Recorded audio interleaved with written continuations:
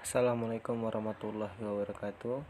Kami dari kelompok 9 dengan saya Muhammad Geno Fauzaila dan Mahfur Fahrul Rozi dan Ian Lukas ingin mempresentasikan tugas akhir manajemen strategik mengenai Giant Supermarket.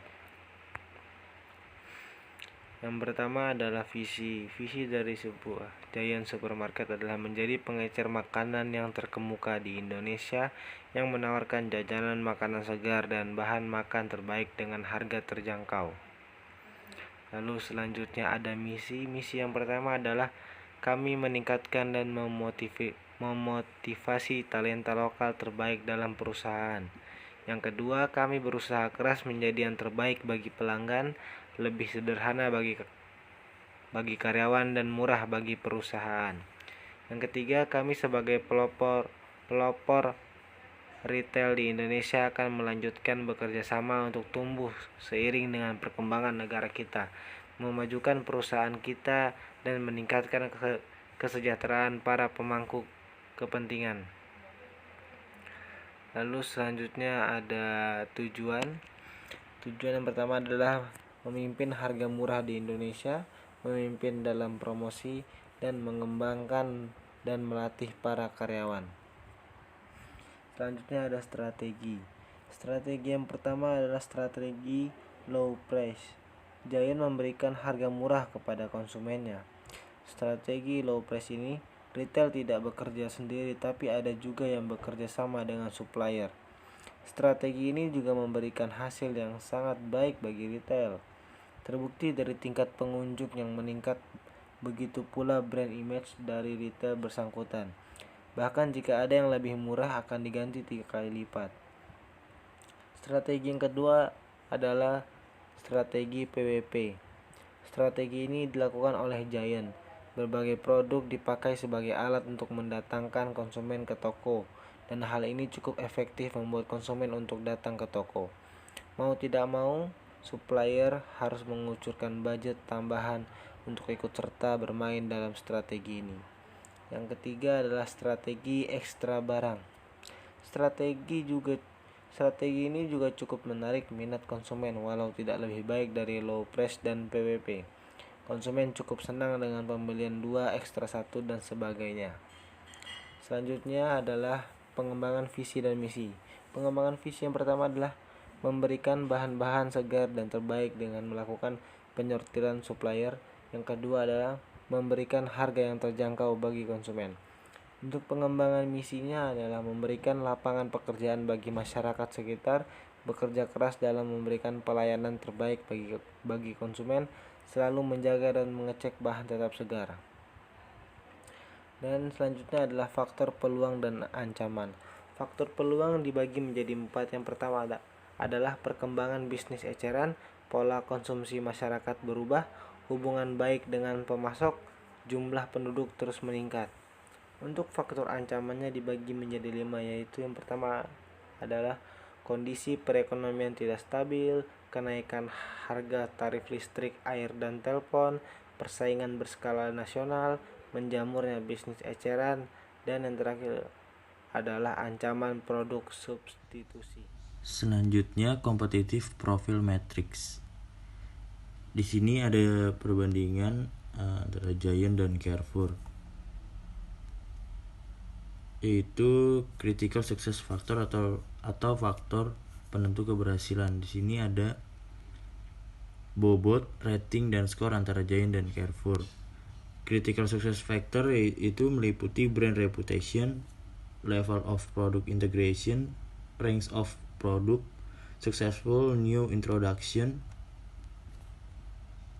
lalu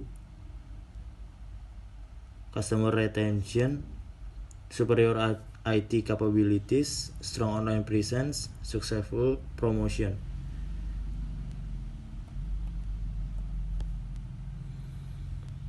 Dari hasil competitive profile matrix antara Giant dan Carrefour, angka total dari Carrefour lebih tinggi dibandingkan Giant. Dengan begitu, berarti Carrefour lebih unggul untuk seluruh kunci sukses dalam bisnis supermarket. Selanjutnya, strength dan weakness. Kekuatan yang dimiliki adalah lokasi strategis, harga di bawah pesaing, SDM yang handal dan solid, memiliki citra yang baik, sistem seleksi karyawan yang baik, tidak ada masalah dengan permodalan, produk pada divisi fresh yang sangat lengkap, informasi teknologi IT yang baik. Kelemahan terdiri dari penentuan strategi penjualan ditentukan dari pusat, penentuan jumlah karyawan harus dari pusat. Selanjutnya IFM matrix, faktor internal, bobot rating score, kekuatan lokasi strategis, bobotnya 0,1, ratingnya 2, skornya 0,2. Di sini juga ada sistem seleksi karyawan yang baik, informasi teknologi yang baik, memiliki citra yang baik, harga di bawah pesaing, tidak ada masalah dengan permodalan, SDM yang handal dan solid, produk divisi fresh yang sangat lengkap. Kelemahannya itu penentuan strategi penjualan ditentukan dari pusat, penentuan jumlah karyawan harus dari pusat. Total bobot itu 1, skornya 2,45. Selanjutnya SWOT matrix. Strength itu terdiri dari 8 kategori, yaitu yang pertama lokasi strategis, harga di bawah pesaing, SDM yang handal dan solid, memiliki citra yang baik, sistem seleksi karyawan baik, tidak masalah dengan permodalan, produk fresh yang lengkap, informasi teknologi yang baik.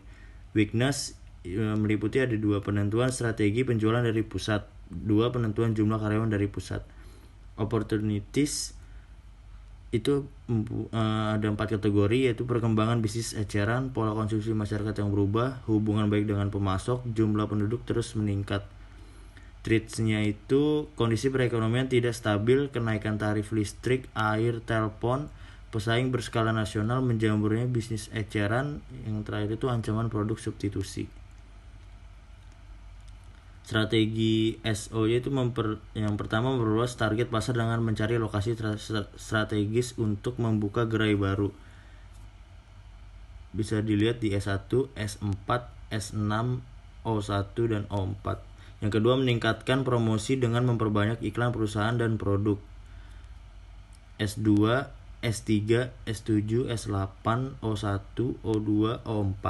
Yang ketiga, menambah variasi produk, meningkatkan kualitas produk, khususnya produk fresh untuk bekerja sama dengan pemasok. S1, S2, S4, S7, O1, O2, O3, O4. Selanjutnya strategi WO, yang pertama itu mendirikan divisi sumber daya manusia untuk meningkatkan kualitas karyawan dan mendapatkan karyawan yang lebih berkualitas. W2, O1, O4.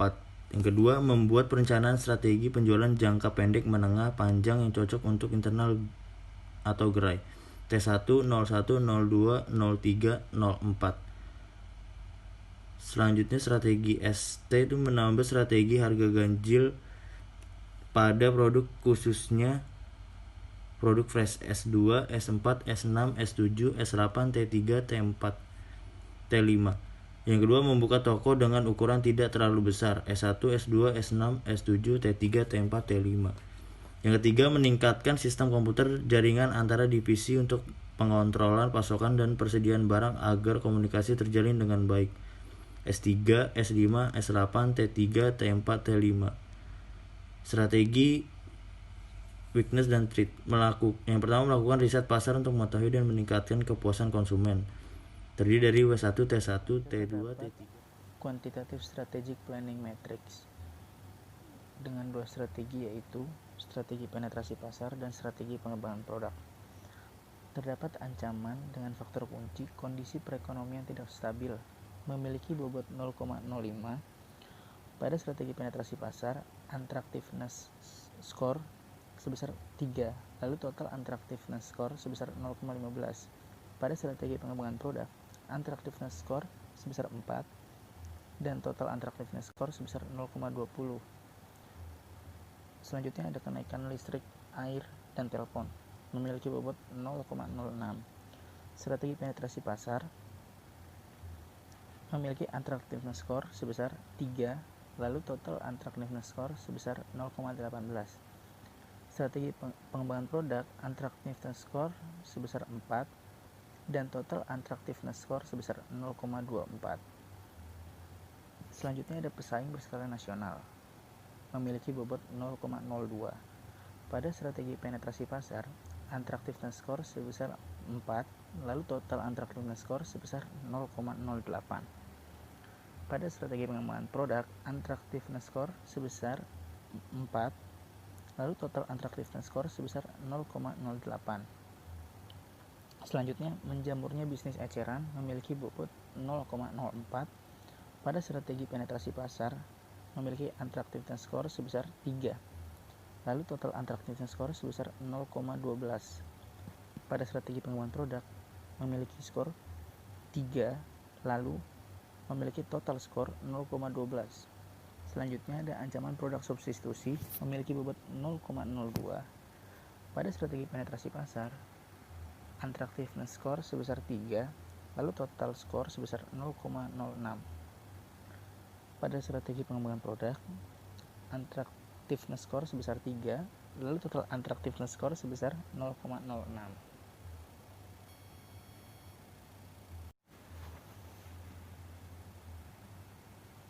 Terdapat peluang dengan faktor kunci perkembangan bisnis eceran memiliki bobot 0,04. Pada strategi penetrasi pasar, attractiveness score sebesar 4 dan total attractiveness score sebesar 0,16.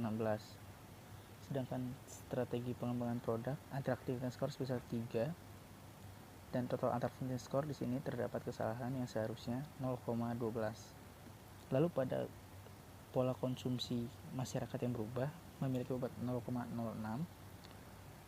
Pada strategi penetrasi pasar memiliki attractiveness score sebesar 4 dan total attractiveness score sebesar 0,24.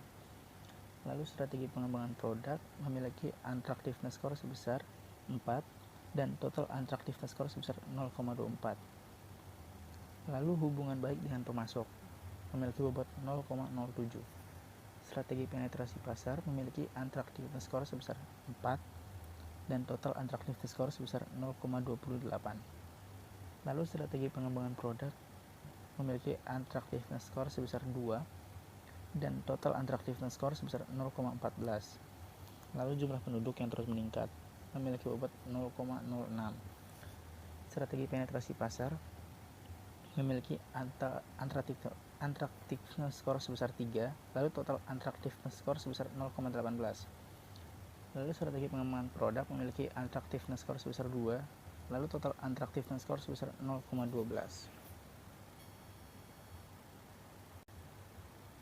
Selanjutnya ada kekuatan memiliki faktor kunci lokasi strategis memiliki bobot 0,06.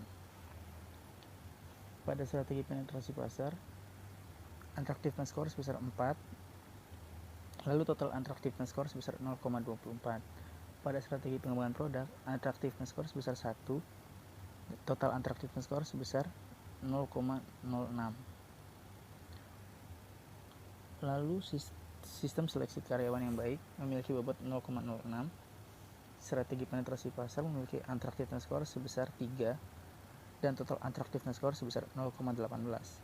Lalu sistem pengembangan produk attractiveness score sebesar 4 dan total attractiveness score sebesar 0,24. Lalu pada informasi teknologi atau IT yang baik bobot sebesar 0,07. Pada strategi penetrasi pasar, attractiveness score sebesar 3, lalu total attractiveness score sebesar 0,21. Pada strategi pengembangan produk, attractiveness score sebesar 3 dan total attractiveness score sebesar 0,21.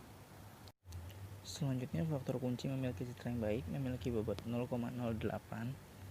Pada penetrasi pasar, attractiveness score sebesar 4 dengan total attractiveness score sebesar 0,32.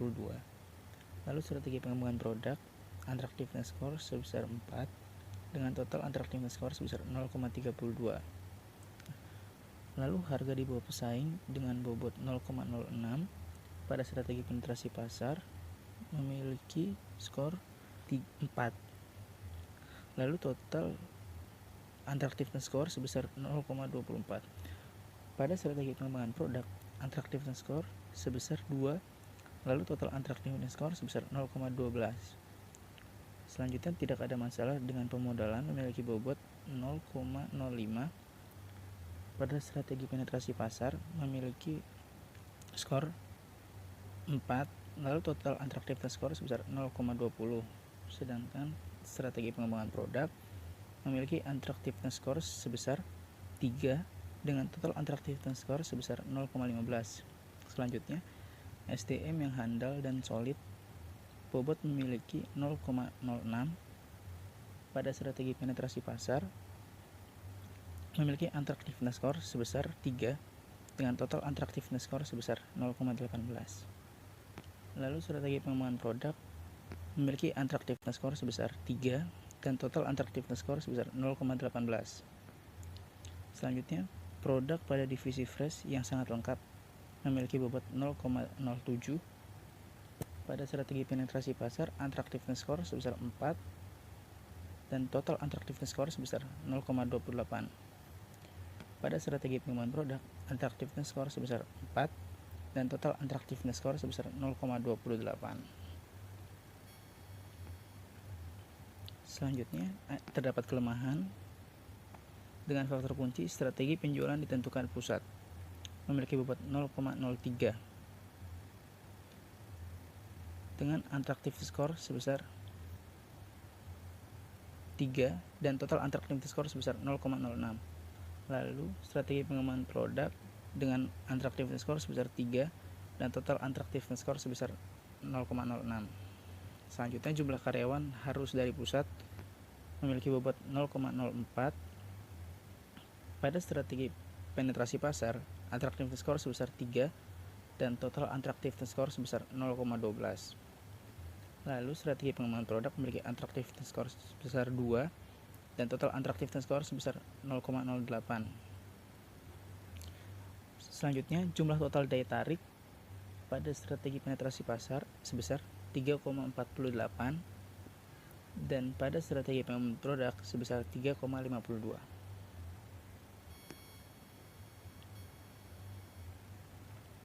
Lalu rekomendasi jangka panjang.